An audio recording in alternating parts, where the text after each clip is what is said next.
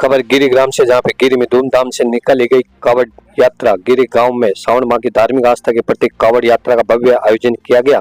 यह यात्रा गिरी नंदा बांध से शुरू होकर बस स्टैंड बाजार होते हुए महादेव नारी मोडियाडा तक पहुंची। यात्रा मार्ग में श्रद्धालुओं ने जगह जगह पुष्प वर्षा कर शिव भक्तों का स्वागत किया।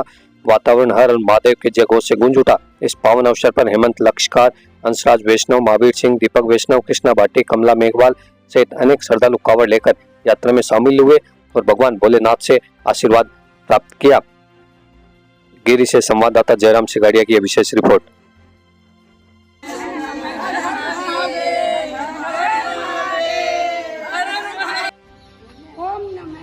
बोल शंकर भगवान की, बोल महादेव भगवान की, बोल रे बेरिया इमरत वाणी हर